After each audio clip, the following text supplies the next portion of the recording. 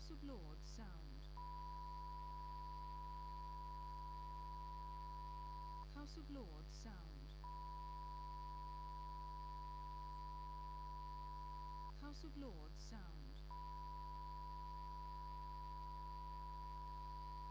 House of Lords sound. House of Lords sound. Order, order. Can I welcome you to this, our second oral session into an inquiry into the operation of Access to Work. I wonder if we can start perhaps with yourself, Hazlitt, to introduce yourselves for the record. Hello, I'm Fazile Hardy from RNIB. Hello, I'm Andy Rickel, Chief Executive Officer from Action on Disability and Work UK. I'm Raya Davidson. Okay, and can I just confirm that each one of you, although you're here representing organisations, actually also use Access to Work in your daily working lives? I don't actually represent an organisation. I'm Equality Diversity Advisor at Yorkshire University, but I don't represent them today. Okay, that's fine. Thanks very much.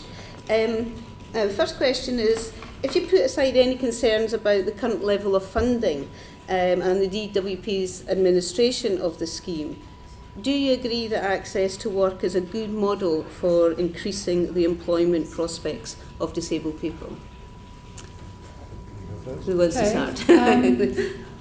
I think Access to Work is a fabulous scheme. It's a real win-win scheme. It's fantastic for disabled people, as you say, when it works well. It certainly enabled me personally to achieve things I could never have achieved. And I think it must be good for government as well to have people in work contributing through taxation.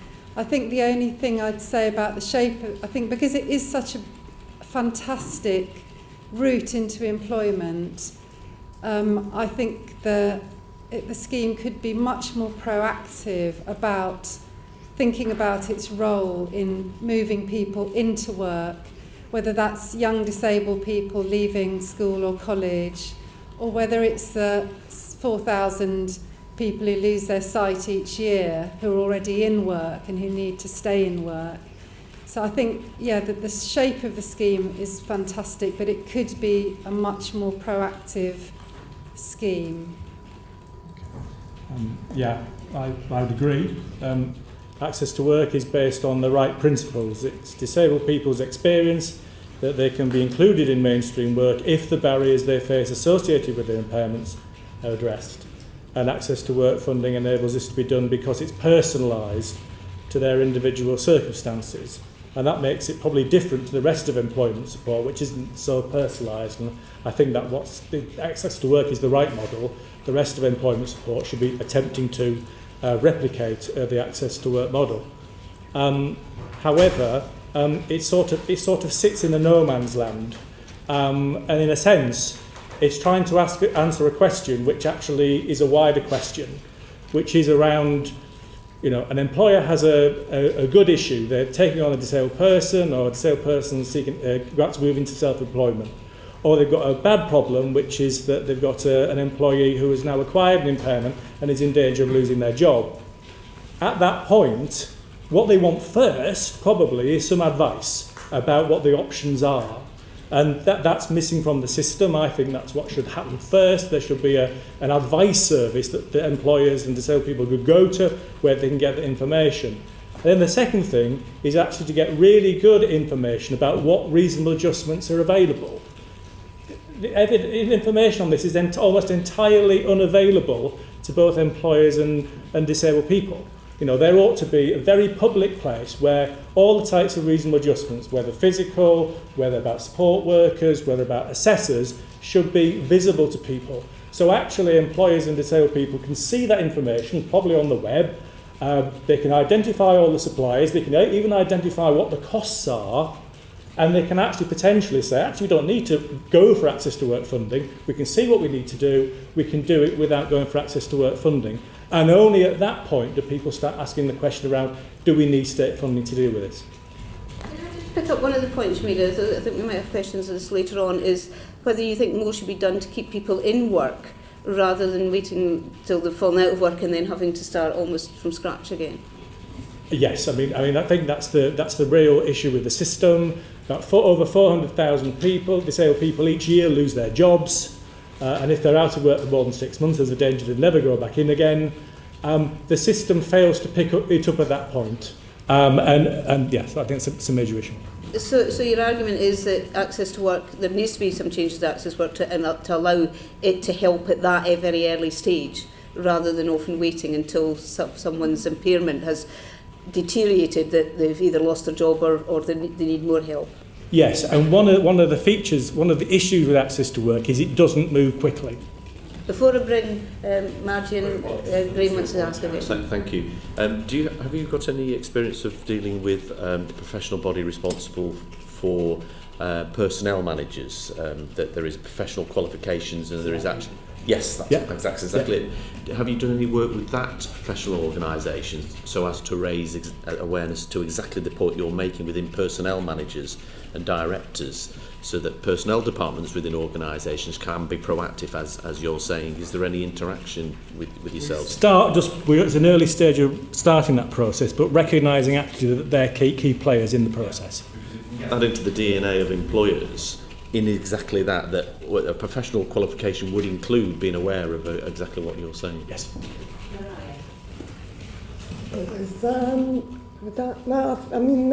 Access to work is really a fantastic way of helping me to work, do my job, and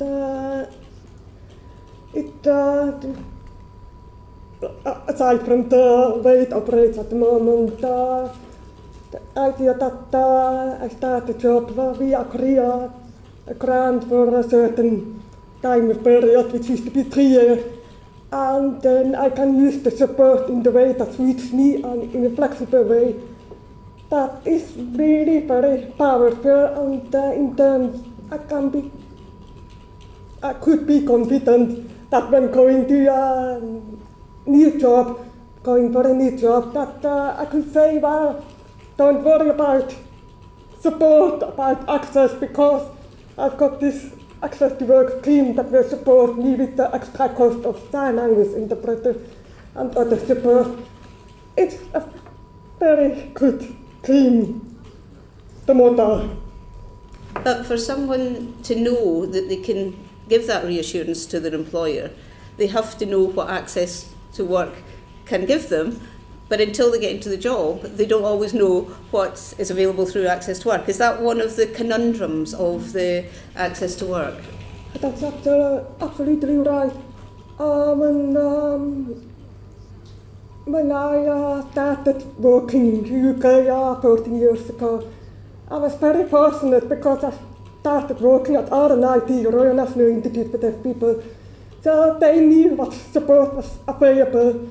And they were very helpful in accessing that support. And at that time, the access to work advisor I had was really very helpful. I mean, I put in an application and she laughed her hat off because it was so silly what I asked for, because I didn't know what to ask for.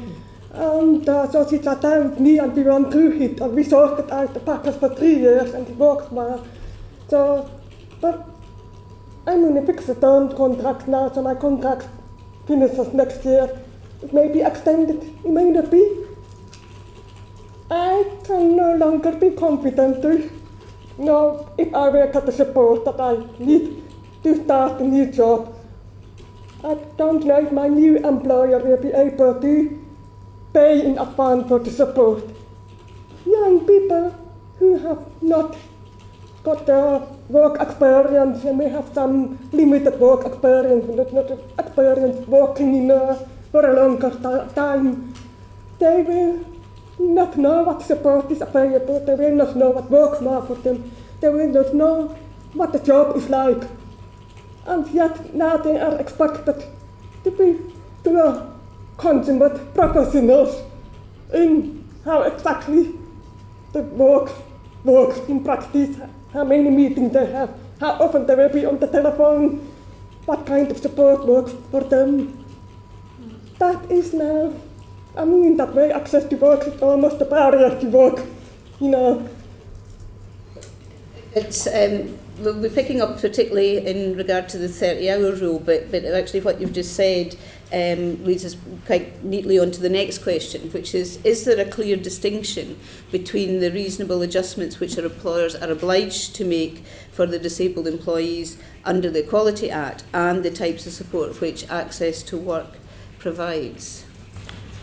I think so. I mean, it's probably different for different people and different employment situations, but I'd agree with what Mariah said about Access to Work is there to support the disabled people to come into a workplace as an equal and not as some sort of burden. Where the employer needs to put the Equality Act, if you like, into play is through a whole range of things. The anticipatory duty, so that they've made sure the IT systems they've bought can be made accessible, the fabric of the building, so they can make sure the physical environment is accessible, the culture of the organisation, it should be inclusive, so that disabled people feel they can function as equals within that organisation. The actual the way meetings are run, the way papers are sent out, these are all things, the way colleagues support you and treat you, these are all things that are reasonable adjustment. But I think when I walk into the workplace, I, like Mariah, want my package of support so that I go into that workplace as a functioning worker. And that's why I think there is a difference. It's probably not hard and fast, but I think there is I feel the difference, and I think it's a real one. And I think employers, of course, have a role to play, because I could walk in with my support worker and my package of Access to Work benefits, and if the employer hasn't done their part of the bargain in terms of the Equality Act and reasonable adjustment, I could find that a very alien and uncomfortable workplace. I take Celia's general point around the general environment. I don't think, though, that the employers are adjustment might be. They know they've got to do one, and they're but there's no guidance out there to sort of say, well, here are some examples of what's been done elsewhere. And I think that's a real problem. That's a real experience that we're finding. And in a sense, I think partly because Access to Work engages with a lot of what is effectively reasonable adjustments, making that information visible on the web or whatever, so it's easily available to employers, easily available to disabled people, it informs them and enables them to actually identify what it is they actually want to do. And I think because of the invisibility of that information, I think there may even be overuse of Access to Work, because in some cases people say, is Access to Work, get an assessment done, at least we can find out what the issues might be.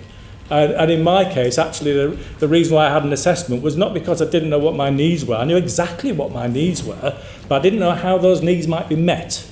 If I knew that information was visibly available on the internet or whatever, so I could have done that, I went, so actually I don't need to go through this process. I know what it is I need. That's the piece of equipment I need. Oh, it's going to cost 40 quid. Why am I even bothering making an Access to Work application?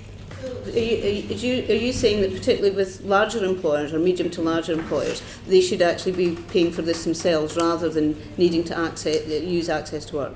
I think that's right. The law uses the word reasonable, and one aspect of reasonableness is financial clout.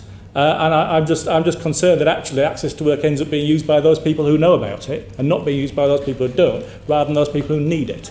And presumably, if that was the case, then the budget goes a lot further and covers a lot more people. In my opinion, I think it could go a lot further. Yeah. So how do we get that message to the employers? I think that was the sort of point that Green was making. Given that DWP has a vested interest in trying to make Access to Work funding go further, I think there's something about actually DWP having to take a lead in informing employers about what it is. The word I used was an Amazon of reasonable adjustments. If you could have the full list of what was available, what had been used in different circumstances, how you might even talk to the suppliers or whatever, that conversation could then be had between the employer, the disabled person and the supplier. Access to work doesn't even have to come into the picture. Would it not put some employers off, though, employing someone with a disability if they thought they were going to have to pay extra in order to have that person as a member of staff? And in a sense, the fact that access to work in many cases helps to deal with what is in practice an employer obligation, helps with the process of not being excluded on those grounds, and I do agree. In a sense, if one's going to make up those some rules, one has to do it in such a way that one is not creating that very barrier. And therefore, actually, I think you need to go quite high up the scale before you insist that employers are contributing. James, got another question? I always get a bit worried when you talk about employers and legalities and what the law says you should or shouldn't do. I've got experience of 20 years ago, a blind analysis in a financial services. He used to go into this office with his guide dog. He was the centre of attraction. He was part and parcel of that company, highly respected colleague. And he didn't need any lawyers or any legal or any government intervention. Everything was put in place to make sure that he could do his job. So there are good examples of best practice. And what I was going to say to you, what would be helpful to government and DWP and so forth, if organisations like yourselves came up with an employer, you may not necessarily need to name the employer, but you may want to, but say this is what this employer has done without any need of government intervention or telling people what to do. Is because they're a modern, enlightened organisation, and most employers will employ the right person. If they're disabled in some way, most reasonable employers will cater for that. And if governments try to legislate for that, sometimes we get things wrong. But I do think best practice, what examples of good employers in different industries, financial services is one, telecommunication are others, local government, for example. I've seen an example of local government, local authorities employing blind people as receptionists and other things, and they are much highly valued colleagues. So best practice is something that perhaps you could use. I think there's a much more aggressive culture out there now about economic efficiency, etc. And don't get me wrong, I think there are enlightened individuals and employers, but I think if you look at it from, say, a personal point of view of the disabled person, getting a job full stop is much, much harder for us. And if we had to go almost cap in hand, I really feel strongly that psychologically for me to go and sell myself to an employer, I need the access to work scheme behind me. That doesn't let them off behaving like a reasonable employer, delivering a business with ethics, but I kind of feel what you and Andy are saying is going too far in the other direction. In which case, can I try and answer that question? And I think the answer is if you ensure that the information that's available about reasonable adjustments is then coincidental with the potential availability of access to work funding, so that people can see, this is what's available, but there might be access to work funding if needed. So the two things aren't excluded.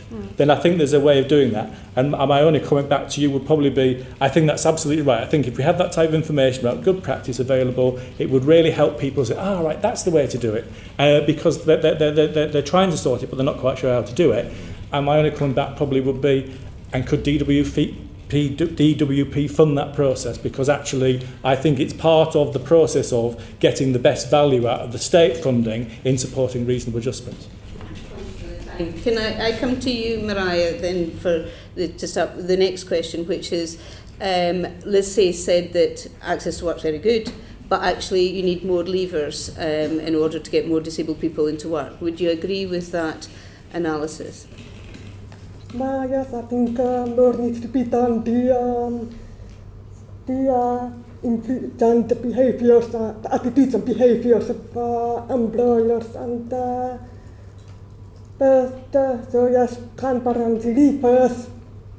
As I work at the university and as a public authority with over 150 employers, we already have the published information, and that is quite helpful. And if you look at access to work, I think what Basilet and I are trying to say is that access to work is the one thing that really empowers us as a disabled individual to go out or the employer and say, and to kind of reduce the concerns that they may have about employing a disabled person. And that is my big concern, is that when employers see the effort involved with applying for access to work, with managing the support, with managing access to work, they will have this negative experience, or they see other employers having that negative experience. I'm concerned that will affect their decision making about whether to recruit a person, disabled person, or whether to promote that person to a different job, because a different role means applying for access to work again. And employers may not do that consciously, but it may subconsciously influence their decisions if they have the experience, like my university has now. They employ 5 people, I think, and 3 of us are having quite a lot of problems with access to work now, and it is impacting on the time that we actually have to do our job. We can't, all the time we are spending on sorting out access to work, we cannot use to do our job. Which affects the university's business. So, and I think my university is a really good employer. They make reasonable adjustments all the time, and they're very supportive, but isn't there something in their mind, I think, maybe not their mind, another employer would, and that's why the process needs to be smooth. Other leavers, yes, but for me, access to work is the one thing that needs working on. I'm going to move on. We've got some questions now on the DWP's administration of access to work, and Nigel. Could you just talk us through your own experience of when you applied for access to work? Was it a quick and smooth process? Did you get what you wanted, or was it perhaps slow and cumbersome? Perhaps, Andy, do you want to start? And I'm someone who's very knowledgeable about access to work. It's what we advise on in our organisation, so we know the process. And I've advised, and been for assessments on previous occasions, etc. So my current job, applied for it, and assessor comes round. And first of all, in terms of the assessment, that takes a week or so for an assessor to come round. Someone comes round, that's good.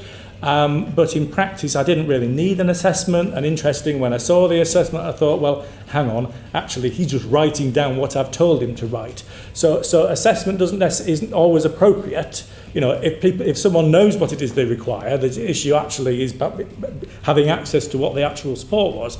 The reason why I benefited from him attending was because I've got to find out what was available to meet the needs that I knew was actually already had. The problem, I think, was that actually then he came up with a whole load of things that I could have, and I thought, they're all usable, so I'll have them all, thank you very much. I don't use them all a great deal, and actually if it had been something which had been something where I had to think about what was the money involved, I might have been much more focused on the particular things that I knew I always needed. I'd used a small keyboard, a very small keyboard, because I'm one-handed, and that, 40 quid. And what I really wanted was someone to provide that keyboard. I'd used it on other occasions. And one of the issues with access to work is actually I'd had a keyboard at my previous job. In theory, I could have taken it with me. It was paid for by access to work as well. It could have just been provided to me, but it wasn't. I had to apply for it a second time. And I think I got electric stapler because it turns out that I didn't realise such a thing existed, and it's really useful to have if you only got one hand you can use. But I actually got other things like a really good seat. And that's great, thank you, I'll have a really good seat.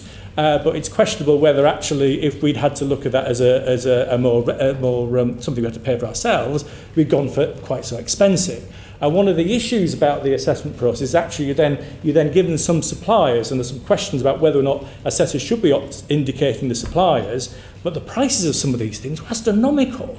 We think, well, no, actually, I'm sure we can get something like that cheaper in the work. If that information was available more widely, I could have got what I wanted quicker through a different route. But it did all work. The money came through, and it paid for the relevant things, and I got all that, and that was great. It was helpful in my case that actually the nature of what I needed was some equipment. You know, one-off, hit, sorted, in place, done. Speed of this, it was already in time for you to start your new job, was it? No, and in practice the point is that fortunately you could find a way around doing stuff.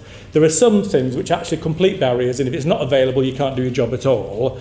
You know, okay, so I had to deal with a bigger keyboard. I was, you know, some of my administration wasn't as good as it otherwise would have been. I was slower at doing my job, but my employer knew that that was the case, and that was fine. How long did it take before your small keyboard came through? I'd have said you were looking at 4 to 6 weeks from start. Now, bearing in mind, if literally I'd needed that to have done the job, that's 4 to 6 weeks. As a chief executive, you know, I'm communicating with people and using the internet and using email, absolutely essential. If I'd not had some other route or was able to cope with something else, I would not have been able to do my job at all. And that's a real issue with access to work. It just operates in a completely different timescale to anything else. And the fact it's not online also implies that it's not going to be quick. And it never is. And we certainly have examples of people losing their jobs because the support is not in place in time. And Fazile? Well, my experience is probably quite positive because, like Andy, I'm quite assertive. You're probably not thinking of my experience won't help you, I don't think. But I'll tell you that before I start a job, I would weeks and weeks and weeks in advance talk to Access to Work. I'd tell them exactly what I needed. The last time I got a new job, I interviewed for my support worker before I started the job because there was no way I was going to start a new job where I wanted to shine without the support I needed in place. So I'm a very bad example. Having said that, they've supported me for years, and my recent experience with them is that they're quite their letters are quite rude. They're poorly framed. They write as if in an intimidatory way. They're abrupt on the phone. You can't get through to them. I don't like the culture. I still get print letters, even though I've been blind since I was 9 years old. So it works for me because I make it work, but I really worry, and because I was coming to this select committee, of course I asked my colleagues for what their experiences were and for what their customers were experiences, and honestly I'm ashamed to say it was about 90% bad. It was people not being phoned back when they left when they ring up to make an application. It was people having assessors who didn't understand what being blind was, and as Mariah's very eloquently said, you haven't always lived with a disability that long. You don't always know what's out there. You can't assume the disabled person is going to be like me and know exactly what their needs are. And the whole sort of culture of the scheme at the moment seems to be almost against supporting the disabled person. So something is going culturally wrong. And you don't know what the rules are, you don't know whether the person who's doing your assessment's got any expertise at all. There's huge delays. I mean, there was loads of examples, I think those people's stories are more valid than mine, probably. Is it right that you can't appeal if you get... Well, you can challenge it. I don't think there's a formal appeal process, but certainly when I spoke to some of our internal lawyers, people are appealing. I mean, there may not be a process, but they are writing a letter and appealing. But I think they're doing that kind of almost outside what... I don't know if there are any formal rules. She thought there weren't. And Mariah, your experience? Appreciating is... I started a new job a year ago in June, and I was proactive as well. I knew 2 months in advance that I was moving to a new job. So first thing I did, as soon as I accepted the job, was to write to email Access to Work and say, new job, need to review my support package. And in November, the year before, I had come to the end of a 3-year period of my grant. So there was a new review, but that was quite smooth and straightforward, and so it was like looking at the need my role, and was it okay? Work a couple of quotes from interpreters to see Hamas, and that was it. New packers in place for 3 years. That was November 2012.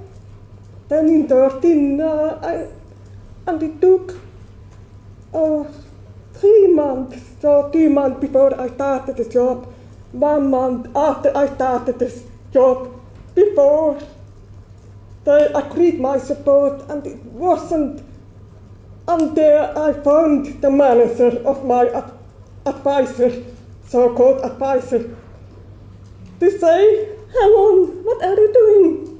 You're just delaying my support. You're demanding I got a formal assessment for a piece of equipment that my employer had already agreed to pay. You don't need to assess me for that. You need to assess me for interpreters and parent typists. That's what you need to assess me for. Oh, yes, fine. Next day, letter in the post. Support approved. Wow! So that was one. Then, and we had the light touch review about 3 months after at my request, because I thought, well, it's a new role, so after 3 months I want to look if everything is working well. So it worked well. Hours went a bit down. I didn't need as many hours as I thought. But then the letter said your support has been approved February 2014, and I thought, 6 months.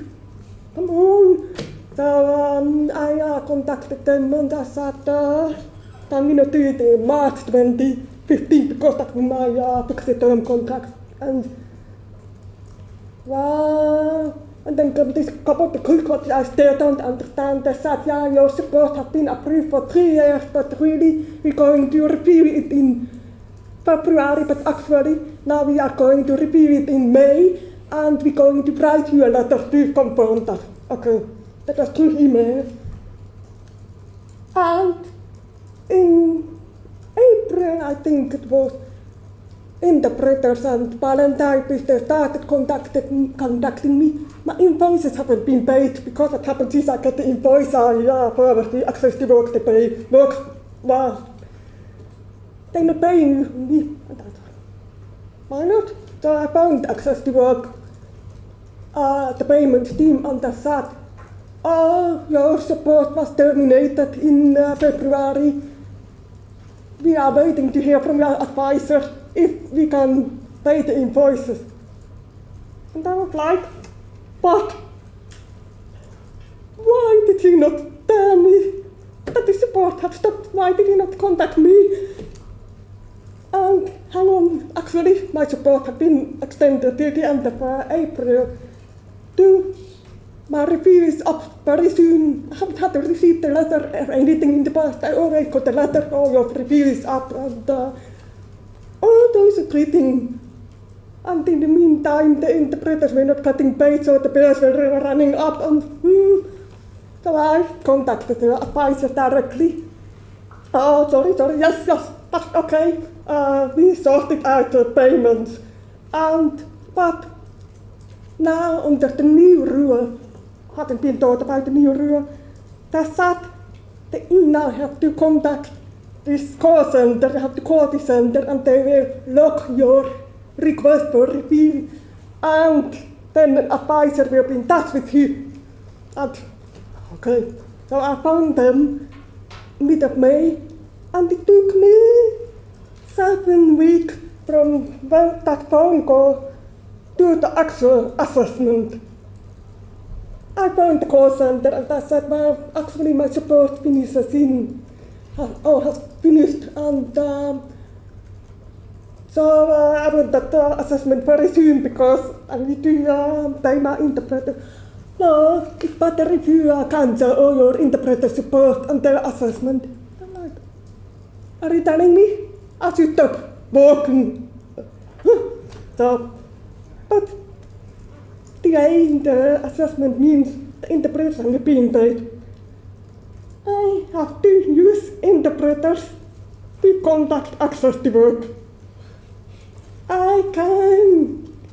My English is okay, so I can write emails, and that helps me a little bit, or used to help me. But there are lots of deaf people whose English is not good. They need support with their English. So are they going to go all the time? They are not getting their support approved. They are using support that's very expensive. Who's responsible for that? It's enormously stressful. It takes time away from me doing my job. And the thing is also, is when at the end of 3 years, I got the review of the thing, and now I had to start from scratch. I had to explain that I was deaf. They knew I was deaf. I had to explain my role. They had the whole job description on their system. I had to explain my needs. I had to explain what support was right. Everything was on their system. Yet I had to fill in all the form from scratch. Then I got the assessment, and how I got the assessment, I had to phone and phone and phone. And at the same time, in the past I could phone Access to Work directly to like the right person. I could phone them directly, but now I have to call the central number, who may or may not pass on the request to the right people. So you phone, and it appears in this black hole, and so I found so many times to first get an advisor allocated, so it take about 2 weeks. Then I got the forms, I returned them same time, easy because it was copy and paste. And then 10 days waiting for a decision, for assessment. Nothing happened, so I emailed. And at the same time, they were closing down phone numbers, so I tried the phone number. Sorry, closed down, you have to call the central number. Not going to happen. So I got this other number from the past correspondent. I tried this. And I found the Access to Work as an advisor after 5 weeks. Just assessment at that time, but. Yes, because I think you've got the questions on the 30-hour rule, so yes, I'll come back to Nigel. I don't care who picks this up. Have the changes to the system affected everybody on Access to Work? Does everybody now have to go to that central telephone number? And is the assessment something that is imposed by time or by a change in employer or an actual, somebody mentioned it earlier, a promotion within an existing position which requires additional support from Access to Work? And is that true for everybody? Because I get the feeling from what we've heard so far, you're very au fait with big employers and big organisations, but the real job creators are the very small and the medium-sized businesses. And I don't know how they would deal with this. So, but on the issue of the reassessments and the changes to actual system, they've been imposed from outside. Yeah. I mean, I think in a sense, going back to first principles, I think an issue here is around the lack of engagement with disabled people and their organisations about the changes that are made. And I'm sure that if some of the changes have been made more in consultation, and I think it's just historically that disabled people have not been engaged in this process, some of those things could be done much better. So I think that's the thing. What happens is they're imposed, and things like the call centre and the fact that you therefore don't know who your advisor is, which is a major issue for disabled people. They really like to know where they need to go, is a major factor. All those. Forgive me, but where those people in employment, still into Access to Work, were they told that these changes were going to come in directly by the department? No. So the only way they knew about it was... Yeah. I think a major issue is the fact that Access to Work is just not online. So there's not even somewhere where, a website where it could have said, and by the way, our telephone number's changed. And therefore, effectively, it is literally a black hole. You're entirely in the dark. And I think, I think Access to Work should be much more visible on the internet. And it should be willing to engage with people by email, partly because that means where you have a sense of where the information's going, and the idea that there's a named person who might actually respond Because if nobody responds, who do you complain about the fact that nobody's responded to? When were these changes brought in? Sorry? When were these changes brought in? When was the move to a central telephone number and things like that? This year, but really, in the last year, Access to Work has introduced a whole rash of new rules without consultation or with limited consultation. And they have never written about it, and that's part of the problem, because the assessment was done, and on that assessment I was told that they are capping the rates of sign language interpreter to £25 an hour or £35 an hour. Now my experience in interpreter cost about £35 an hour or a bit more, depending where you live, because of a travel. But wait, I want to say this. The important thing is that those changes are applied retrospectively. But They don't apply to us. Yes, as a free website would be good, but they don't apply to us. with respect, what I'm trying to find out is what is the present system. You've said that the central telephone number has changed. No one was told that was happening. No one in the existing Access to Work programme was informed of that. Is that correct? Yes, I think what happened was there used to be sort of a local office you were attached to. So, you know, if I was reviewed every 3 years, or I would know my local office. I had a number, I had a name. They probably moved on, but I still had the local number. And I think very recently, and I'm sorry, I don't know the date, they moved to this sort of one business centre, one call centre. So that has been quite a recent change. So it's got more anonymous. And you mentioned that your assessment was every 3 years, reassessment. So is that part and parcel for everybody who's Mariah was saying it's now not necessarily 3 years, depending on the individuals. Well, again, I don't know whether the rules have changed, because Mariah was saying hers is every 6 months practically. So I don't know. Taking Andy's point, I won't know till someone sends me a paper form again. And interestingly, the process is that Celia won't get a paper form. What happens is the individual is supposed to know that their review is up, and the first time they realise that their review is up is because their support, if they've got ongoing support, it stops. That's it, and they're not even told it's stopped. So there's no notification that you're going to have to go through some process which constitutes a review? No, it just stops? My deputy chief executive had to deal with that a few weeks ago. She suddenly found out that actually Access to Work had stopped a support package some time ago, and no one told her. No one had told her that? Yeah. So basically we were paying workers that were paid for by Access to Work, but not realising we weren't going to get the money for it. Get this right. So if you're blind, you get a paper copy. If you're deaf, you're expected to make an application by phone. And this is an organisation that's meant to be disability aware. Yeah. Yes. And they make fundamental changes to the funding, and nobody gets told about it. That's right. To us, it just says, and we change the system.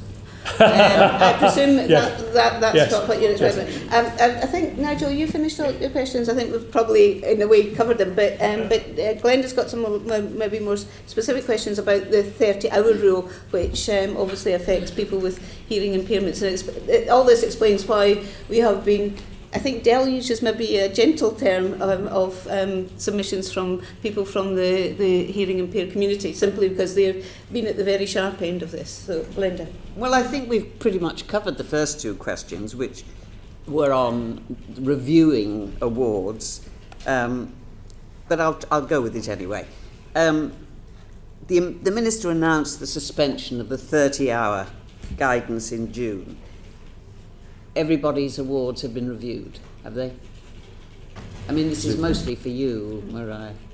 I answered that question. Actually, the 30-hour rule doesn't apply to me. There are just people who are affected by it, but many are not. And because not all of us use 30 hours support, and but the capping of the cost of interpreters below market rate, that's the one thing that affects all deaf people. And I asked for a reconsideration of the cost, and they said, well, no, we have done a research, we have consulted with a deaf group, which is not even a deaf group, and this is the market rate, £25, and no single interpreter who asks £25 only. And just on that. So you're saying to me that interpreters simply cannot work for that money? Yeah, possibly. I mean, that's something. You said you can't find someone who will accept that. That's the bottom thing. Yes. If you try to find someone who will work with that, they say, sorry, no, can't be Yes, done. that's Okay, right. yeah, sorry to have interrupted. Go on. So that is still a difficulty that is being experienced, the inability to find interpreters who can work for those money.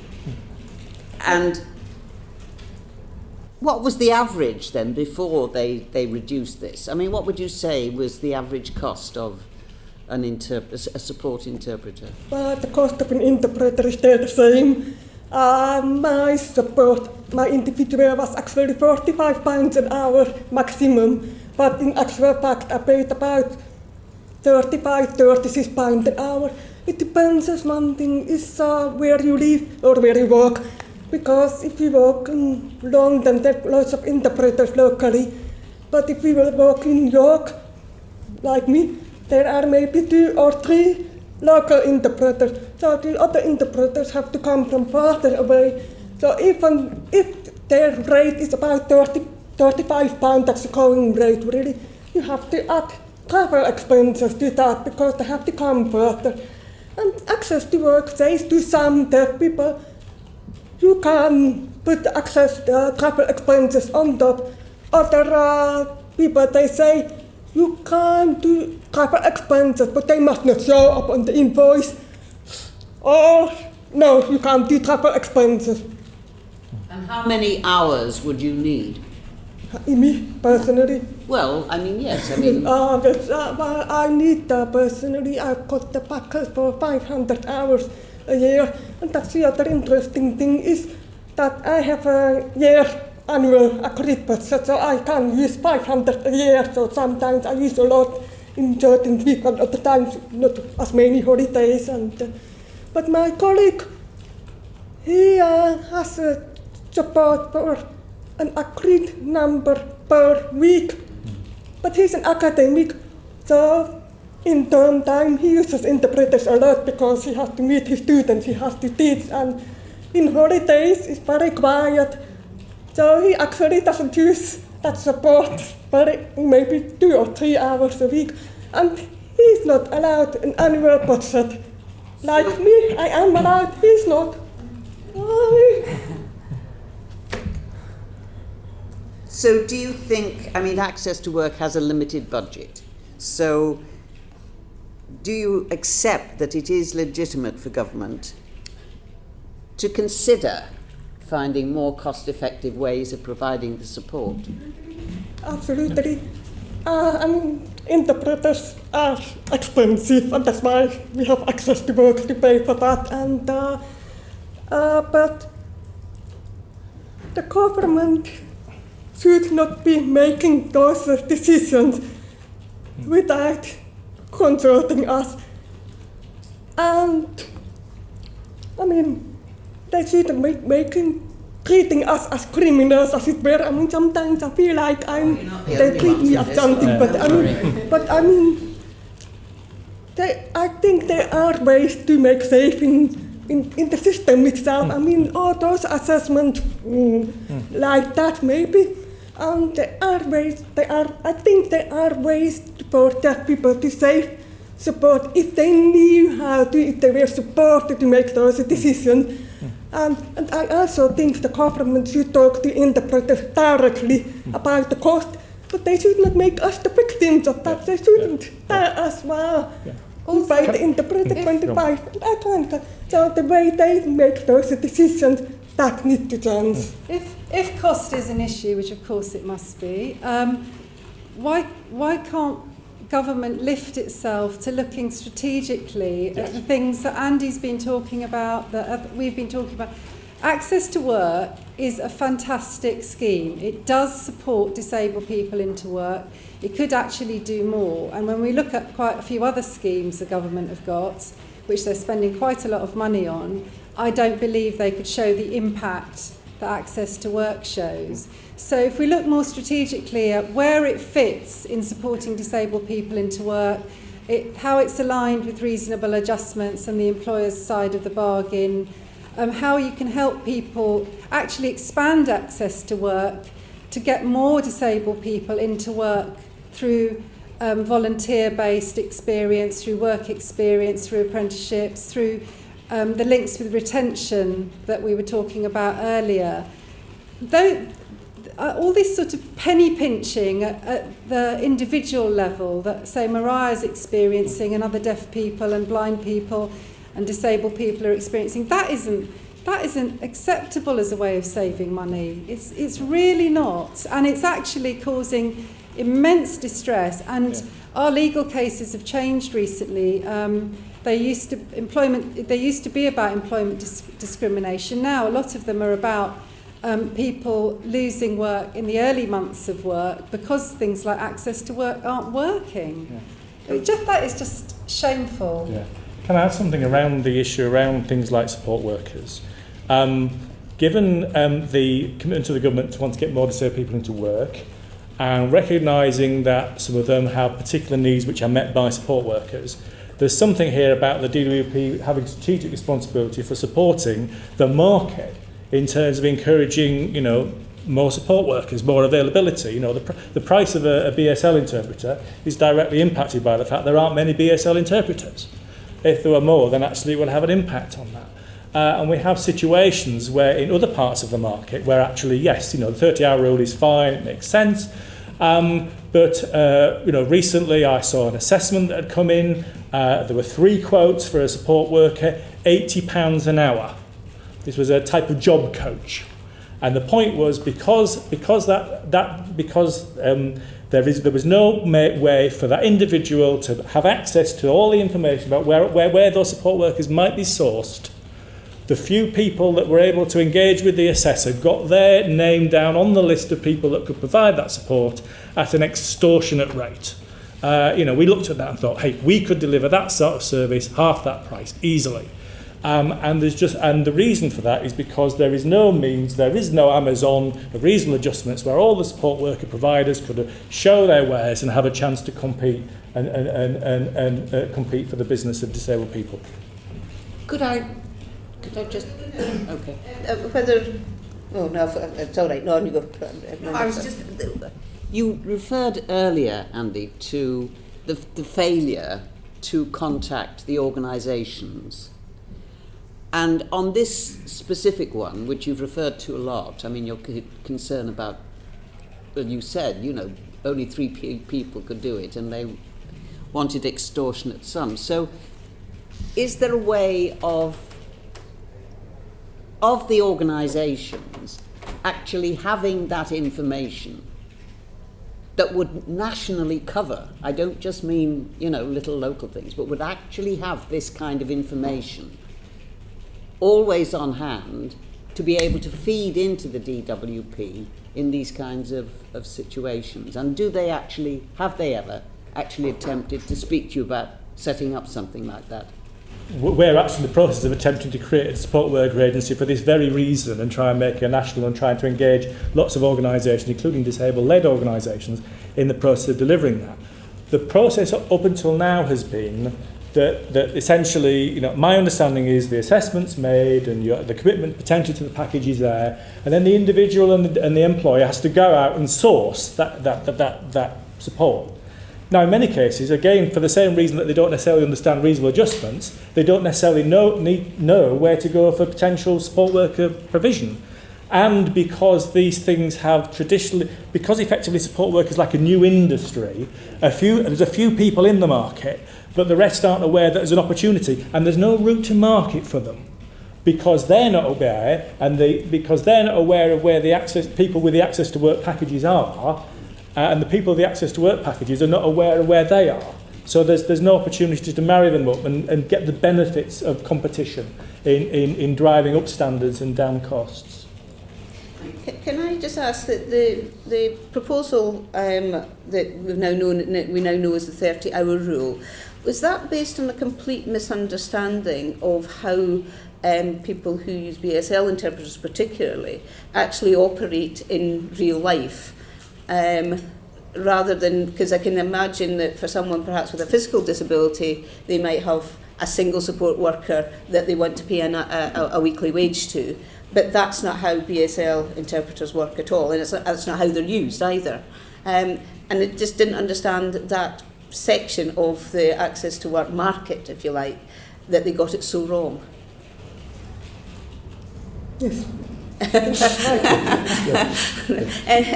Anybody else want to add to that? Well, this session is coming to an end. We've got 2 minutes. Would I be right in summing up? But basically, that all three of you have said is access to work is a fantastic tool to help disabled people both get into work and sustain work. It's not so good at getting them into work, but certainly in sustaining work. But it's very, very poorly administered. And as a result of that poor administration, actually it's costing the government potentially more, and as a result is not able to cover everyone who might make use of it, had the resources been more effectively and efficiently used. Yes. I've summed it up. And right, well, can I thank you very much for coming along. Unless there's anything else that you feel you came this morning to say that you were burning to say and you haven't had a chance to say it. Can I just say one thing? Yeah, thanks, I just think blanket rules like, are you 30 hours for this, or you can't have travel, or they're not person-centred. If the real purpose of access to work is to support disabled people into work and to have jobs, I think we just have to have a more intelligent support service that doesn't feel the need to just bring in blanket rules that actually don't work. Just on to that one, I think there's a real sense that the system really doesn't understand disabled people, and that's the experience of disabled people in their individual interactions with the system. Thank you very much. Your evidence this morning will be extremely useful when we come to write a report. Can I ask you now to move out, because we've got a second panel that's coming in. Thank you.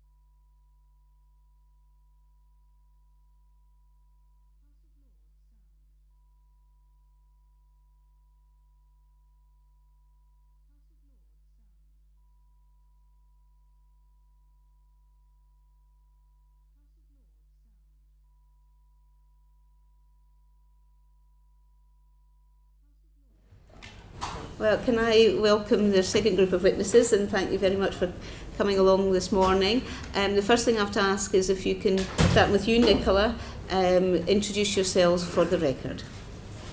My name is Nicola Oliver. I have bipolar disorder and used access to work after 4 years of unemployment. I also work for the Centre for Mental Health, where I support organisations to set up services to support people with severe mental illness to get into work. I know you've got a statement but just introduce yourself at the moment and we'll get your statement next. Yes, thank you. Good morning. My name is Kira Lawrence. I have a learning disability. I work as a campaigns assistant in the campaigns and activism team at the learning disability charity MENCAP. My name's Ailish. I work for MENCAP as a support worker. I'm funded through Access to Work and I'm Kira's supporter. Hello, my name is Susan Askew. I work as a workplace support mentor for the National Autistic Society and I'm Rachel's workplace support mentor. Good morning, my name is Rachel Brown. I have Asperger's syndrome, which is on the autistic spectrum. I am an office services officer at Notting Hill Housing Trust, which is a housing association, and I receive support at 1 hour per 2 weeks from Susan Askew. Okay, well, thank you all for coming along, and we look forward to your evidence. Kira, I know that you've got a statement to make. Yes, thank you. Thank you for giving us the opportunity to speak to you today. My name is Kira Lawrence and I have a learning disability. I am a full-time campaigns assistant in the campaigns and activism team at MENCAP. Access to Work pays for MENCAP to employ my colleague Ailish Hardy, who supports me and 3 of my colleagues with a learning disability in our jobs. She is there to help me develop new skills in my job so I can do new things. Ailish supports me to plan my workload, manage my work diary better, and my timekeeping. She helps me to prioritise my tasks and meet all of my work deadlines. I am also a media spokesperson for MENCAP. Ailish supports me to get ready for my interviews by doing a pretend interview so that I can practice how I answer questions.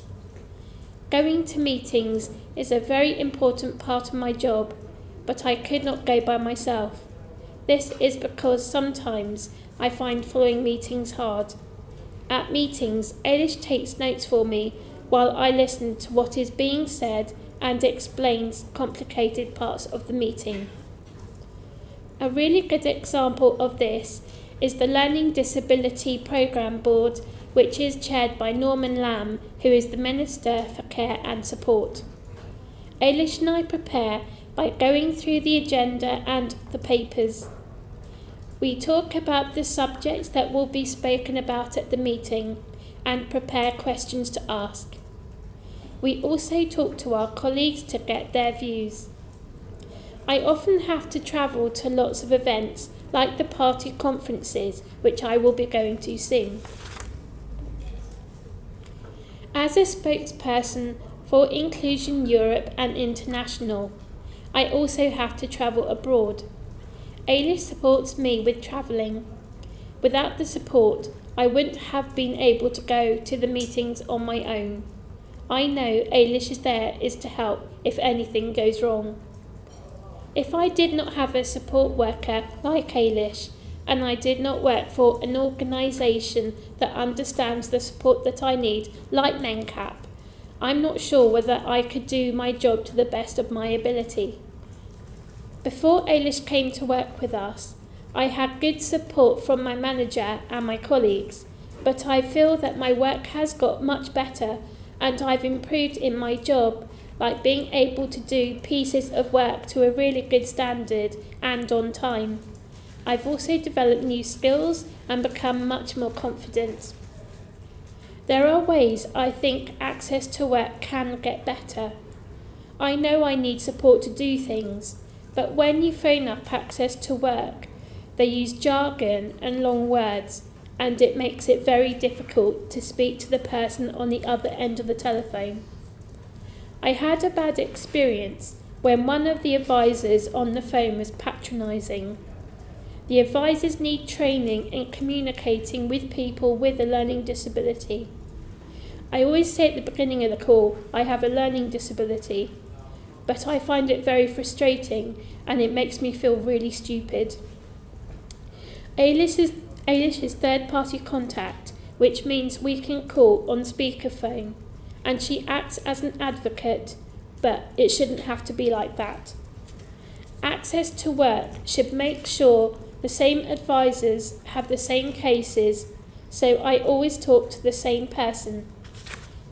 It used to be like this, but now we always have to speak to a different person and explain things over and over again.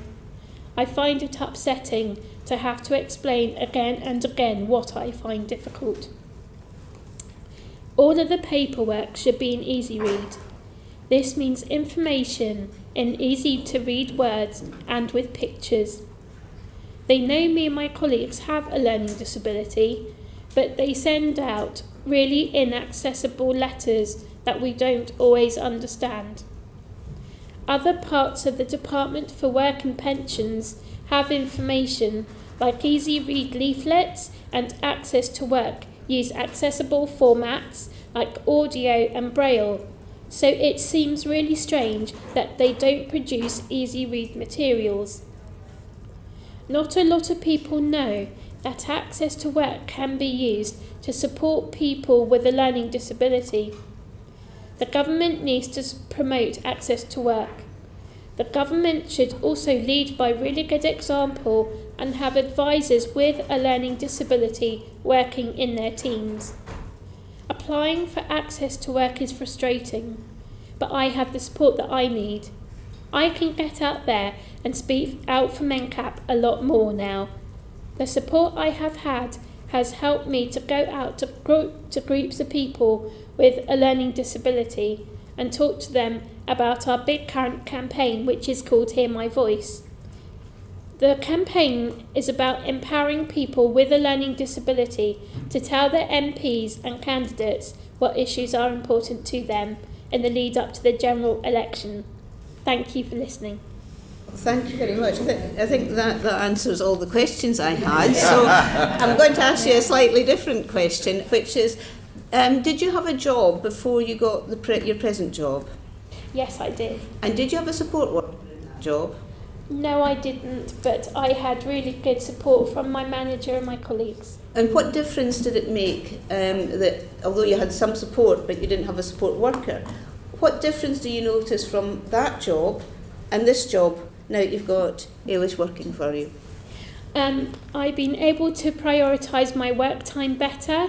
So that means I've been able to go to more meetings, I've been able to take part more in those meetings, I've taken on much more tasks in my job, so I've been able to do lots of new things within my work time, which I really enjoyed. I've been able to meet work deadlines. A really good thing is that now that the work that I'm doing, people have said that I've been able to do my work to a high standard, and that gives me confidence to know that I'm doing a good job. And Eilish is there to make sure that I do my good job and that I do it to a good high standard, and she's there if anything goes wrong. So I've been able to do lots more in my job. I know that there's someone there who I can rely on for questions, and it's been really fantastic. It's boosted my confidence, and I really want to show that as someone with a learning disability, I can do a good job just like anybody else. And it sounds as though you get to travel the world. I do, I'm very lucky. Yes. With my role with Inclusion International and Inclusion Europe, I've been to places like Nepal and Washington, and I go out as a MenCap representative and spokesperson, and I get to talk about learning disability, what it's like for people in the UK all over the world, and that's because I've had the right support to go and do it. And it's been, I'm very proud to do that, so yes. So you should go with you? Yes. That's okay. And I was going, do you know if Access to Work pays for Eilish to go with you, or is that paid by the organisation that would be paying your what's it called, expenses? Do you know if that's... Because Inclusion Europe and Inclusion International are learning disability organisations, they understand that people need a support worker, so they pay. I think Access to Work would pay if they weren't. So, for example, if we're going to party conferences, they're paying for me to accompany Kira and another colleague. But there's an understanding amongst the organisations that you go to speak to that disabled people very often need support workers with them. I do as well. I need someone with me too. So that's fine. I think is it Teresa that's doing the next question? No, or is it Debbie? Still Debbie. Hi, Kira and Debbie. Sorry. You mentioned that you used to have an advisor that you used to contact, and now there's different people that you contact, and it's very frustrating for you. When did those changes happen? So when I was first in post, we had one advisor who worked across all 4 people that I support, and I could call her up at any time and ask questions, and she gave advice to me and to Kira and to the other colleagues. And in the last year and a half, it's changed, but there was no notice of it changing. It was all very sudden, and we were having to ring the contact centre and talk to a different person every time, which has been frustrating. And that situation hasn't resolved itself. It's still, yeah. Okay. Can I ask the rest of the panel if that's your own experience, that things have changed quite recently, and the experience of the first panel that without anybody really being told? Yes, the first time I ever heard of the access to work administrative processes changing from one single person to a call centre was earlier this year, when Susan asked me to get a hold of my original offer letter, and I contacted the number expecting to be put through to the advisor that I'd always had should I need to contact Access to Work, to find it was a central call centre. And then, so I asked them my simple question, and then they sent me an email and they said that I needed to call them back to confirm the address where I needed the offer letter, the copy of the offer letter posted to. Why the conversation couldn't have just happened by email, why I couldn't have confirmed that by email, I don't know. And why the single person contact method has gone, I don't know. And why we weren't told, I don't know. And the fact is, because I'm on the autistic spectrum, I like knowing what is happening and who I need to contact and how I need to sort it out. And to be told one thing and then I need to do another thing and then I need to jump through another hoop, it's just frustrating, really. Thank you. Thank you. I think back to Debbie. Next question's to Eilish, if that's all right.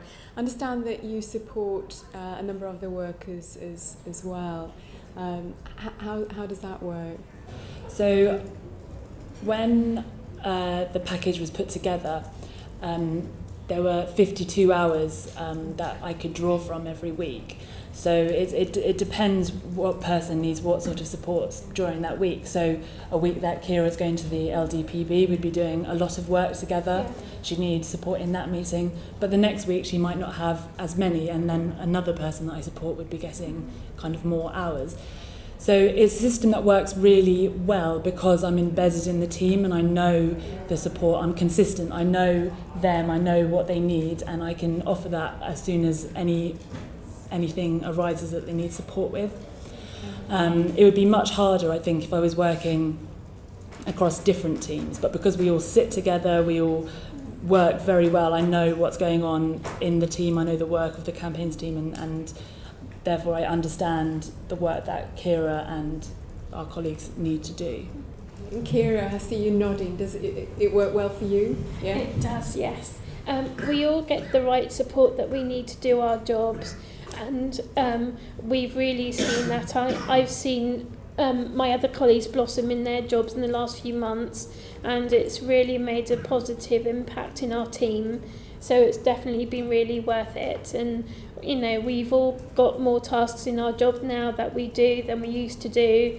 And that's really good because we can be really good role models for other people and say, well, you know, we're doing really well. You know, if you had a job, you could have that support and do really well too. So for us, it's really important that if we do a really good job, then we can show to other people what we can do. So, yeah. Thanks, Kira.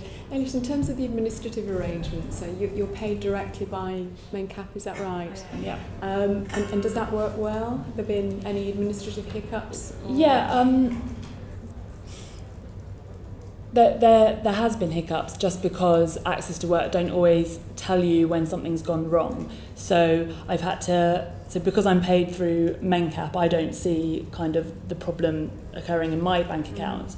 And so it's only when the finance team at MENCAP tell me what this person hasn't, their funding hasn't come through, that I realise is a problem. Has that happened in the It past? has, yeah, it has. Really? And so then we have to go back and chase Access to Work going through the call centre, which takes ages because they have to ring you back and you have to wait for the advisor to get in contact. So it can take a really long time.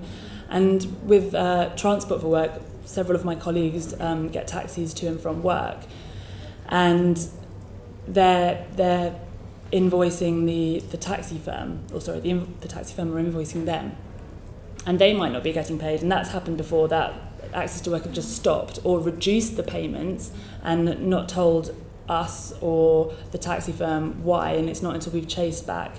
And it works, once I've chased them, they also don't let you know when the problem's been resolved. So you could be worrying about it for a while and then find out the payments have started going through again. It's just, the system now, it just doesn't, it's inconsistent and it's ineffective, it just doesn't work. These sort of administrative issues, are they recent? Are they the sort of similar time that... I've only been working with Access to Work for the last 2 years, so in the whole time that I've been working with them, it's just been like this. Okay. Thank you very much. It sounds as though the solution that you've come up with, that you service, if you like, for different people, is eminently sensible, absolute common sense, and probably is cheaper in the long term for Access to Work. And I think it's the sort of arrangement was alluded to by the first panel that would be a good thing for Access to Work. But yet, from what you're saying, actually Access to Work makes it quite difficult to come up with that kind of sensible arrangement that ultimately would save them money. I think it would be very hard to get that package together now, just because for different people ringing the contact centre would be given 4 different advisors who might not talk to each other. It worked well when our package was being put together because we had an advisor who understood learning disability. There was an independent assessor who came out and who also understood learning disability and could see what the support needs of the people I now support were. And yeah, worse than you're saying, and I think it would a be lot much of harder. These sensible arrangements that people have come up with, which, as I say, is common sense and makes sense in their situation and has been accepted in the past, is less likely to be accepted now. Yeah. I wonder if the rest of the panel, whether the difficulty created by the administration of Access to Work is actually putting people off applying for it because it's just too difficult. I don't know, Nicola, from your perspective, if you have any views on that. Can you repeat the question, please? It's wondering whether, because the administration of Access to Work has been made very difficult and seems to be getting worse, whether that means that some people are put off applying for Access to Work because it's just too much effort and therefore they would rather not be in work because to get in work they need Access to Work and that's too much effort. I think the application to Access to Work isn't a problem because when you make that first call you don't know what you're going to expect. Some people with a lot of anxiety won't be able to deal with the conversation themselves, so they are asked if they want an advocate to negotiate with Access to Work. Any other views about whether the difficulties are actually putting people off from applying? Yes, I would say we're definitely putting people off. Particularly people on the spectrum feel quite wary about approaching an official sort of government organisation. They're very hesitant to make that first move, quite often find it very difficult to be proactive. Very often actually don't know about the existence of Access to Work, and nor do their employers. So at the National Autistic Society, we're often the first people to tell people that it's a possibility, it's something that they can do to apply for Access to Work. But I have met people who are very reluctant to do that, particularly because it's by phone, which is very off-putting for people on the spectrum. And also another issue that has arisen from the call centre situation is that someone makes that first call, and sometimes we're with them when they make that first call to help them through that. But then they're told that they will be called back, but not exactly when. So they will receive a call out of the blue, and it's from Access to Work, and that takes someone on the spectrum by surprise, not ready for it, and very often at that point they've said, I'm fine, I don't need help, and that's the end of it. So, okay, I think we've got more questions on that now from Mike. This is for Rachel. Okay. How did you hear about Access to Work, and how does it help you make it easier for you to work and carry out your duties at work? Well, actually, I heard about Access to Work from Susan's predecessor, Emma Jones, who was then my support worker from the National Autistic Society about 3 or so years ago when I first started my job at Notting Hill. Before then, I'd never heard of Access to Work. I'd never even heard of its existence. Also, my employers knew about it, but they didn't know about it to a great extent until Emma, Susan's predecessor, had explained about it to them. The prospect of having to apply on the telephone didn't fill me with too much glee, being, as Susan says, being on the spectrum. The idea of ringing people up, especially people that would have some kind of authority over whether or not I would get the funding for the support I needed, was something that filled me with quite a great deal of anxiety. Also, I did have the experience of needing to be called back and not having been told when I need to be called back. Now, I work full-time, and as I said, Susan isn't there with me all the time. She comes in an hour every 2 weeks. At that point, it was an hour every week. And so the chances of them ringing me back when Susan wasn't there are much higher than when she was there. And also there was the fact that I have my phone off while I'm at work because I'm at work. The fact that they might call me back, try and call me, maybe not leave a voicemail message for me, maybe leave a voicemail message for me, and I'm thinking, oh goodness, I'm going to have to call them back. Are they going to be available? And phone tag. Yeah, but once it's all sorted out, the support that Access to Work funding has enabled me to have through Susan has really helped me with my anxiety issues and to do my job and to gain more responsibility in my job. So, so much so that if you weren't, if I were on a normal day to look at me, you wouldn't even know I had autism. So, yeah. I think Nicola's trying to get in. My experience of Access to Work contacting me back has been very different. When I put in the application form, they asked me whether I wanted to be contacted by email or by phone, and they would send me an email asking me when I'd like them to call me or when I could call them, which made the whole process a lot easier. But obviously the variation means it's not a consistent process. It can be done. Yeah. So basically you're looking at, we want them to do the best and learn from other people who do it properly. Best practice. I never actually had a face-to-face assessment when I first went for Access to Work.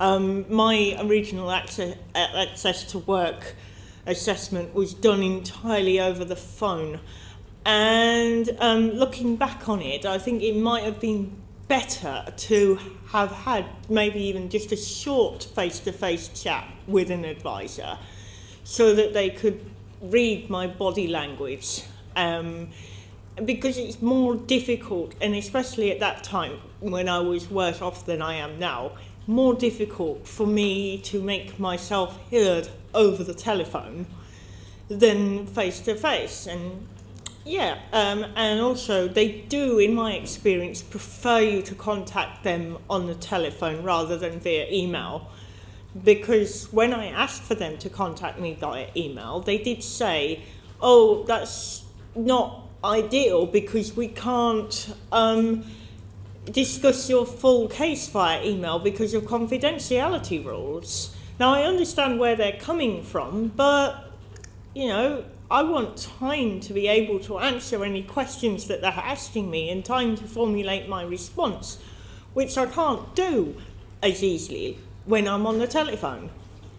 So it would be helpful to be able to have an initial discussion by email, followed up by a verbal discussion, preferably face-to-face, but at least if you'd had a time to do everything on the email, when you had a follow-up conversation on the telephone, that would have been a lot easier. If they told me when they were going to call me, or when I could call them, so I could tell my manager, look, I need to take an important phone call, can I just step into a meeting room, or are you okay for me if they ring me on my work phone, or just make arrangement? And you could arrange for Susan to join you as well if necessary.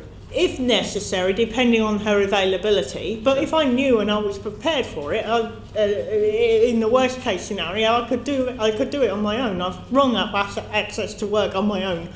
For example, when there was a niggle and Susan was on holiday and wasn't going to be there until after the time that I had to phone them had passed. Yeah, okay. I think Nicola's trying to get in again. I agree with the lady's comment about face-to-face discussions, because people with a mental health condition don't necessarily know exactly what they need to support them to work, and the belief is that the support is mainly about physical support. What would be really helpful if somebody with a mental health condition could describe what their symptoms are and what difficulty they think they might have, and have somebody help advise what kind of support could be provided to counteract those symptoms. Would it be helpful if you could send that information over in an email so you can think about it, write it, think about, discuss it with somebody else, and then have a follow-up conversation on the phone? Would that be probably a more efficient way of dealing with it as well? It would cut out a lot of the processes. At the moment, you've got to wait, and it just drags it all out so much because you're just waiting for these phone calls, and if they miss you or you miss them, then it takes so much longer. If you can get all of everything that you want to say to them down first, and then them ring you back and go over it with you again, that shortens the process a lot, and it would make everything so much faster. Save money. And save money, it would be easier, Okay. Yeah, and you need the advisor or the assessor at the other end of the process to be someone with an understanding of autism, because autism is a hidden disability, and it's often hidden not only to other people but to a certain extent sometimes to the person themselves. So other people with various different kinds of disability might be very sure of what they need. People with autism are often not sure at all. So you need a very understanding assessor at the other end who can ask the correct questions and knows how to address those questions to someone with autism. So not sort of wide open questions like, you know, what difficulties do you have? It has to be much more specific than that. And if there's an initial email from Rachel or whoever, then they could make sure it goes to the right person and not go, oh, that person's not in the office, oh, someone else can deal with it. Yeah. So then you just all simple organisational things. Yeah. Going to the right person, but also to somebody who can at least take a message if that person's not in the office, because you don't want it to go into the kind of black hole where they're not in the office, therefore these not going to be dealt with for 3 weeks. Yeah, I take your point there, definitely. Okay, then speak to the relevant line manager. So really, you sort of have to hope and have the goodwill that that line manager is someone with an understanding of their employees' needs. And generally, when we've worked with people, that is the case. But I sometimes worry if someone was on the autism spectrum in a smaller company and decided to approach Access to Work completely as a standalone thing, maybe didn't have the support of their manager, how would that process then work? Because the manager's going to get a call and say, what are the person's needs? And if they might say, well, he's fine, you know, not sure what his needs are. So Nicola's trying to get in. I agree with the need for the advisors to be fully trained in the diagnosis that they're dealing with, because in the issue of mental health, the default is the employee mental health service. And if you look at their documentation, that might be okay for people with mild to moderate symptoms, but certainly wouldn't be applicable to people with more severe mental health conditions. That's what I'd like. We'll have some questions on that just coming later, Okay. so that's fine. That's what I'd like to ask you about, Rachel. I mean, you're on the Asperger's end of the spectrum, Yes. which means, I mean, as I understand it, your language skills haven't been inhibited. You're able. Not really, but my problem is with anxiety. When I'm feeling anxious, then I would say that my language is impaired. My communication is impaired in that I have a block that comes down, and that's what Susan helps me with tips and tricks on how to cope with things that make me anxious, and training for my colleagues and my manager to deal with that. But so. Yes, I was just going to ask you. I mean, obviously, there's a huge range across the autistic disability spectrum, right the way from somebody obviously functioning well with help to somebody who would find it actually difficult to leave the house in the morning, and even more extreme than that. So, I mean, it's a very wide-ranging question I'm going to ask you, which you probably can't really answer, but any ideas from you would be helpful. What other kinds of support? We just talked about the email, but with your knowledge of where you stand and probably people in different areas on the spectrum, what kinds of support, other kinds of support do you think that people on the spectrum typically need in employment? Can you think of anything? And let's throw that at you like that. It's a bit unfair, but just sort of... Well, just think about it. Basically, there's the support worker is a big thing. That I think definitely at my end and probably for people more towards the severe end of the autistic spectrum would need in order to do their to keep in employment. The more severe the person's autism is, the more hours of support they would require from the support worker in order to function effectively in employment. There is also the possibility that they might need work in a more sheltered environment than a mainstream employer could provide. Definitely training for the employee, colleagues, manager on the specific type of autism that the person has. So my colleagues and manager received training on Asperger's syndrome because that's what I've got. Somebody with more severe autism would need their colleagues to receive training on more severe autism as per appropriate. In addition, maybe why is it us that needs to contact Access to Work? Why can't Susan do it? That was my question, especially for more severely autistic people who cannot communicate, who for picking up the phone and talking to somebody would instill in them so much dread that they wouldn't do it, that they put it off.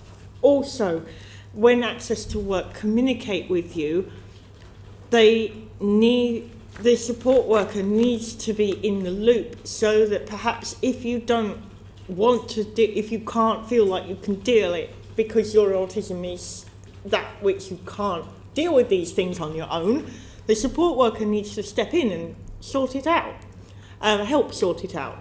With the phone thing, perhaps an online application process would help.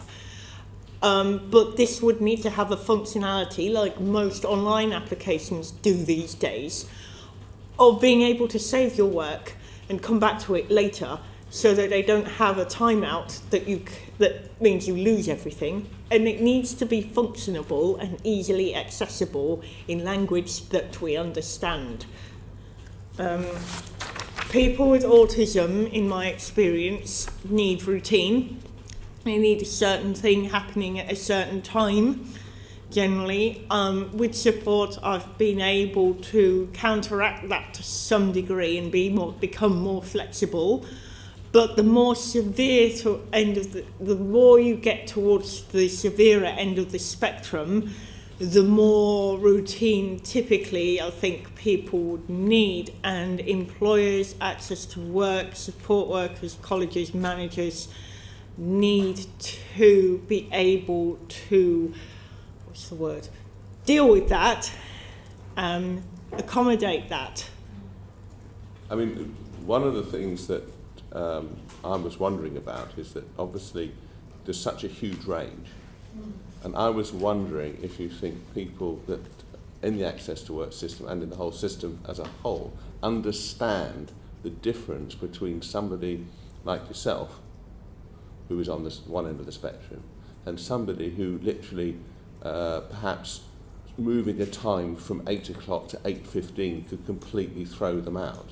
I just wonder yourself and that Susan feel if there is that sort of knowledge in the system. Not really. If you ask the man on the Clapham omnibus about autism, he would think Rain Man. He wouldn't think of necessarily somebody, the extreme ends of the spectrum, people like me at one end, and people at the other end who cannot leave their house. They would, when I tell somebody I have Asperger's, sometimes if they haven't been told what it is, they're thinking, what's Asperger's? And I've got to explain it to them. And also, people not knowing that autism and Asperger's within that has so much of a range that that I'm different from person B with autism, who is different again from person C with autism, and we all have individual unique needs, and the Access to Work assessor that we speak to needs to have knowledge of the autistic spectrum when they're dealing with somebody with autism, so that they can help put in place the support that we need, that we might not know that we need. Yes, I think we say if you've met one person with autism, you've met one person with autism. Everyone is very, very individual and have their own needs, and I don't think that is fully understood by Access to Work. When I've supported clients in their contact with Access to Work, we've come across some advisors who clearly don't have an understanding of what autism is. So we talk about needing a support worker, and someone once said to me, well, that would be lovely, we'd all love to have one of those. So that kind of comment, which is not helpful. I think that's also why there needs to be consistent and ongoing support. So with people with a learning disability, they're often offered job coaching, but that doesn't allow for any leeway of change. So with that person with a learning disability, something might happen and they might not be able to deal with it, and they might have to go through the whole process of applying for Access to Work again. So that's why the model of me being embedded in the team with the 4 people that I work with with a learning disability works so well, because I'm able to deal with an issue and deal with a problem before it becomes so much bigger, and that person might lose their job because of it. Yeah. Great. All right, on to Nigel. Can we just switch back to how Access to Work supports people with mental health conditions, Nicola? And I think you mentioned a little while ago that perhaps people see this as being for people with physical disabilities, not mental illnesses. I mean, how do you think, what could be done to change that perception? Any ideas you've got for that? There's an issue with the marketing for Access to Work, because the examples that tend to be given are physical examples, or the Remploy system. When people with mental health conditions contact Access to Work, they're not necessarily sure about what support would be available for themselves, and how to verbalise what the difficulties that they face are. perhaps some published examples of how people with mental health conditions have been helped would be a useful way of stimulating interest? Yes, it would, but also the location of where the marketing takes place, because most of the marketing that I've seen is actually focused on the employer, and many people with mental health condition won't actually disclose to the employer about their condition, so the support needs to be available without the employer's knowledge. How would you do that? I mean, would that be through health providers? Or Yeah, I think that's the primary area for marketing. So in community mental health teams who are dealing with people with severe mental illness, IAPT teams, possibly GPs as well, so that as soon as somebody is talked to them about they want to go back to work, they know that that's access to work is an option for them. And also when they go off sick, to help keep them in work rather than them exiting employment. I'd like to add something to that. Because I'm under the West London Mental Health Service for my anxiety issues. And when I went to my GP, and more so the specialist mental health assessment centre, there was no mention whatsoever of access to work or wanting to go back into work on the posters, not that I can recall, when I was sat in the waiting room waiting for the specialist to see me. So yeah, that would definitely be one place to put it. But as I said, there's no real marketing of access to work really whatsoever. When, as I said, I hadn't heard of it before I started at Notting Hill, and Susan's predecessor told me about it. Before then, I'd had 3 jobs before then, and I hadn't had any real support in any of those 3 jobs because I didn't know support existed within the workplace, especially for somebody on the autistic spectrum or with a learning difficulty or with mental health. It is, when you think support in the workplace, you think a wheelchair ramp or a bigger screen or something like that more physical disabilities need. When I first heard about access to work, obviously I help organisations set up employment services for people with severe mental illnesses.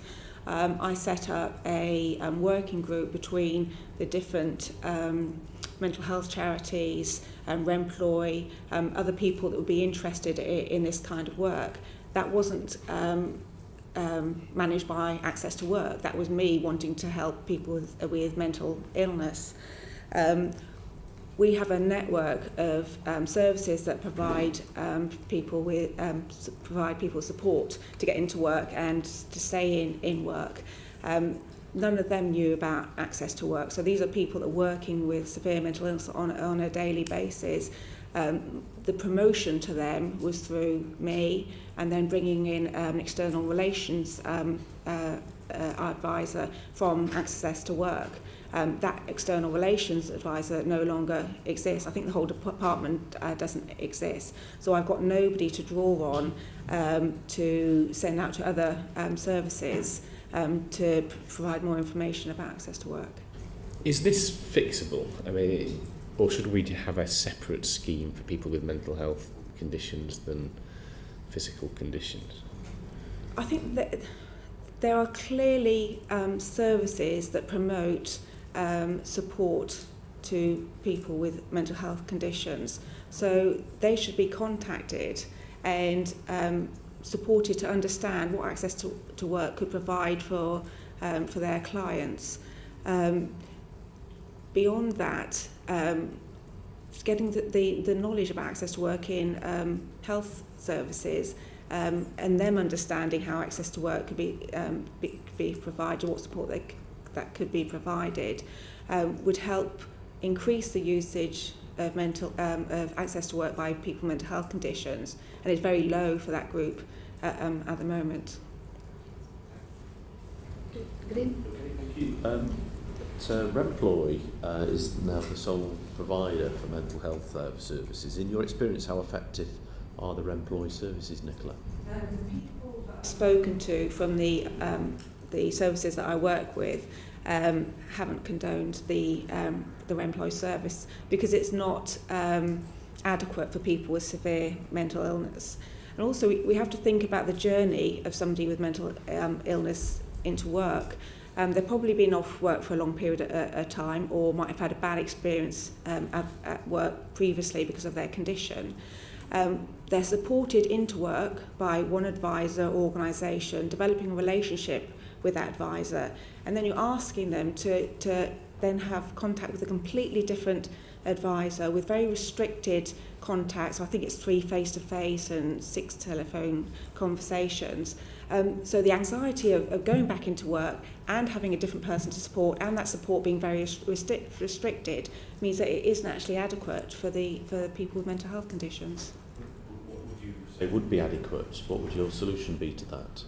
I think that where somebody's been supporting that individual for a while, they should be allowed to be the support worker for that client. If they haven't been working with them, then the person with mental health conditions should be asked if there's somebody that they know that would be suitable for providing that support. The mental health voluntary services, so we're looking at Mind, Rethink, Bipolar UK, who are experts in that diagnosis, should be allowed to provide the support to the people that have those specific conditions, because they understand their symptoms, maybe not necessarily that particular workplace, but they'll be able to negotiate with the employer if the client wants to disclose. So do you think there should be other providers such as the ones you've mentioned? Yes. I mean, obviously, if you think about it, we're employers providing that kind of service, but they're not experts in those conditions, and the support they provide is sort of very superficial, like time management, condition management, stuff like that, where the support for these individuals is much more bespoke.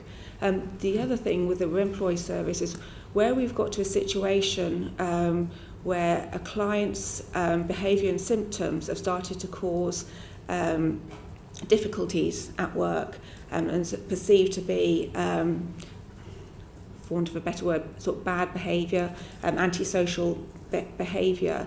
What they need then is somebody to advocate between the employer and the client to help them understand what the difference is between their symptoms and other issues, rather than it going down a grievance process. Thank you. The mental health sector has recommended that assessments and agreements of funding for support are put in place for individuals with mental health problems before they have secured a job. So in that context, why is the current access to work eligibility letter not enough? I wasn't aware. So you're saying that... So they've got a letter that says they would be eligible for access to work, but doesn't say what it is, just that's all it says, that they can take to their employer. That's not enough, because obviously what you and your organisation is advocating is something actually so the person knows this is the help I will get, so when they go to the employer they know all of that, it's all spelled out for them. The client needs to know what support they're going to get before they get into work, because if they're told that they're eligible and then the support that they ask for won't be covered by access to work, that could, not knowing, could make the difference between accepting a job and not accepting a job. A lot of mental health conditions fluctuate. Does that not make it really quite difficult to use something like access to work, where it's a continuing support, when in fact for 6 months of the year the person might not need it, but for 6 months of the year they might, or indeed it might be a week-to-week fluctuation. Is that the root of some of the difficulty of identifying the kind of support someone with mental health problem might need? It shouldn't be if it's made clear. I think you were saying about you adjust the hours depending on who needs the support. So access to work can do that. One of my symptoms at certain times of the year is chronic fatigue. So I've got access to work to pay for car parking when I need it, rather than having to walk from the nearest free parking. And they allocate 50 car parking tickets for the year. If I run out of that, then they will negotiate more. So they're allowing me to self-manage the support that I need over the time. is it not more effective to concentrate on job retention? And that was a question I put to the earlier panel, that actually, again, particularly, I think probably more so the case with people with mental health problems, that they've been in work at some time in their life and they've fallen out of work and it's been very, very difficult to get back in. That it's, you know, when they start to present with some problems, it's not picked up. It's too far down the line before it is, and by that time they've lost their job. I wouldn't say don't provide the support before you get a job, that's also needed. But as soon as the GP knows that they're asking for a sick note. I think it's called the fit note. Fit note now, yeah, sorry, the fit note now. And they know that they've got a mental health condition, then they should make them aware of this access to work support and have job retention experts that will support them to stay in employment. Do you think GPs know about that? No. Do anybody experience, do you think GPs and actually clinicians of any type know very much about access to work? I've not heard anything from my GP talking about access to work. I think they've got on my record somewhere that I have a support worker because I told them. But when I went to my GP before Christmas last year and said, I've got anxiety problems which are affecting my work because I've got Asperger's and I need help, here's a letter from my employer, the GP said, oh, we'd better refer you to the specialist. And I had I think a couple of months wait, and then I saw the specialist. I was in there. Pardon? By that time the anxiety was past? Or No, it wasn't. no, All right. it's Okay. an ongoing, It's my an ongoing, anxiety okay. is an ongoing issue as part Right. of my Asperger's syndrome. Okay. So it will always, it's being managed by medication, but which has made it better. But I still have issues with anxiety even now. And by that time I'd gone to the specialist, had an hour and a half with the specialist, and still, as far as I can remember, no mention of access to work from him. I just think most doctors see solutions, medical solutions, don't they? Not as practical solutions. It's quite common, that, I think. There used to be a team within Access to Work called the Fluctuating Conditions Team, which is a team that we used to deal with because they understood that, again, sometimes people with autism might need more support at certain times than other times. But now the support that people receive is very much put down on a monthly basis. So, for example, if someone did need more support in 1 month and our claim form stated that, they would probably return it back to that person as their client to say, you've gone over your sort of allocated time for this month, which is a problem. I think if there was some flexibility and when we could use our support, that would really help us. Yes, because in a month, between 1 month to another, the environment, the working environment, things that are happening affect my anxiety levels. For example, when work went through a restructure and I had to apply for my job again, I needed more support from Susan. When at a normal time, when everything's going hunky-dory, she can come in once every 2 weeks and it's fine. And also when I'm on annual leave, obviously I don't need her to come in because I'm away. But for access to work to be able to cope with those particular pinch points. Yes, when absolutely. you know the anxiety is particularly because acute. sometimes they, as I say, they might return a claim form if in that particular month, just say a client had, I don't know, 3 hours a month, and we'd put 4 down on the form. They'll send it back and say you've gone over your allocated time for this month. They'll send it back to the client, which, you know, we've talked about this. It causes huge anxiety for people to receive that paperwork back. Quite often the clients that I deal with think that they've done something wrong, that this means their support's going to end. They don't understand. Some of our clients, I mean, Rachel, if she received a letter, would bring it to me and we'd discuss it.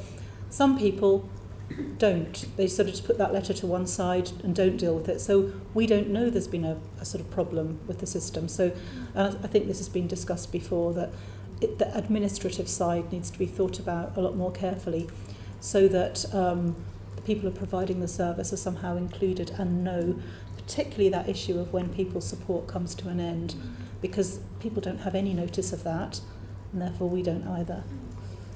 We've run out of questions and we've almost run out of time. I was just going to ask if there's anything else that any of you wanted to add. I think, Nicola, you might have wanted to add something. Yes, I had an incident where my payments should have ended in, the time up was in January, but I wasn't notified of it, so I was still trying to claim up until May or June. And it's only when I realised that there was a problem that I contacted Access to Work, and then eventually they dealt with it. That's reflected in what we heard from the first panel as well. So, as I say, is there anything that you were hoping to say today that you haven't managed to say that you'd like to say now? Yes, please. Yes, So Rachel? I want to say something about the administrative hiccup that I had back in March.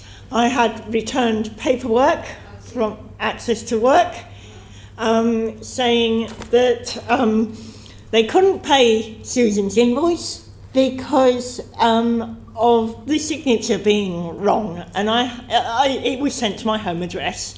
I just got back from work, I was tired, and looked at it and I thought, what is that? And I looked at it a bit more and I thought, if I didn't deal with invoices in my daily basis at work, and the fact that the Access to Work form is very similar, that they sent to me, is very similar to the forms our finance department send me when I've got something wrong and they can't pay the invoice, that would have made me a lot more anxious, because it did fill me with fear that the invoice wouldn't be paid, that my support would stop. And if I remember rightly, it was a few days before I saw Susan again, and I thought, what on earth is going to happen? Will it be on time? It's a paper-based system, and that's a real problem, I think. The fact that it's a paper-based system is a real problem. I think if it was online and people had an account online that they could look into, and that all the correspondence was there, sort of past correspondence to check through, and the third party had a sort of agreement to look at that as well, would make life so much better for all of us. It's a case of, it seems a very antiquated way of dealing with things now. And as a support worker, we have to receive the client's signature on the form and the manager's. Sometimes getting the manager's signature is difficult because managers are in meetings, they're not there. So I'd say that it needs to be updated in its administration. Yes, because the manager has to sign right there and then for the form to be accepted. They didn't accept scanned signatures. That was why I got the letter back. That's why I got back. Okay. And Nicola? As one of my own experiences, I've asked employment advisors that refer to Access to Work what their experiences are. There's a couple of different things that they come up with. Mm-hmm. Somebody with taxis that they applied for required the employer to be involved, and because the employment advisor couldn't get the employer to sign the forms, they wouldn't pay for the taxis. Support that is quite expensive. Don't worry about them, just keep talking. That's just to tell us that the house is sitting. For example, the taxi costs, you have to pay them up front, and then they will reimburse you at the end of the month, which is quite difficult for somebody starting work for the very first time. In terms of the success, once Access to Work has agreed everything, they're actually very good at sticking to what's been promised.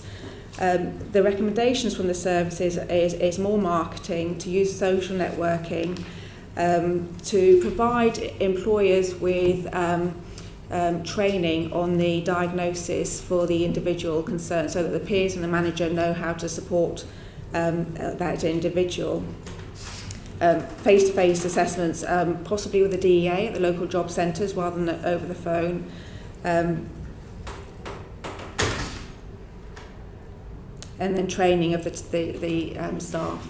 Can I suggest, because we have run out of time now, because the house is sitting, that's why my colleagues have all disappeared. If there's anything that you feel you haven't said today you would like to say, then please write in, and that, any kind of written evidence in that respect will be accepted as well. So, Okay. so thank you very much. Can I thank you very much for coming along today? I know that it's not something, well, I don't know, Kira, I think you are quite used to doing this kind of thing, aren't you? But I know it's not a normal thing that people do in a day's work, so we appreciate it all the more that you've come along and given us your time, because I know that what you said today will certainly help us a great deal in both writing a report, but actually more importantly making recommendations to government about how they can improve what I think you all agree is actually a really good system if they can only get it right. The only main thing I want to really kind of finish off by saying is it really, the information that's sent to us, it really needs to be more accessible. Earlier, so that's one of the that's the main things. point that I really want to stress. It's Yeah. got to be less big words, less jargon. It's just got to be telling you what you need to do in a very clear way, and that's my main point that I want to get across, because when I get letters, I get so frustrated that I don't understand them and I want to understand them. Then I have to take them to somebody and say, I got this letter in the post last night at home, can you explain it to me? And I have to do that, or else I'll just put it in a drawer and I won't do anything about it. And it's just like I've got to ask, and it makes me feel stupid that I have to ask, but I have to. And it's just like, if things just made a bit more simple, I could understand it. And so if things could be more accessible, I know that would really help people with a learning disability in their lives. I was about to say, you're not the only one. I think loads of us have difficulty reading those it's all of them. And I had one where a disabled constituent came to me and we couldn't understand the letter, and we had to write back to the local authority and say, please explain what this means, because none of us could understand it. So absolute sympathy with what you've just said. So again, thank you very much for coming along this morning. Order, order.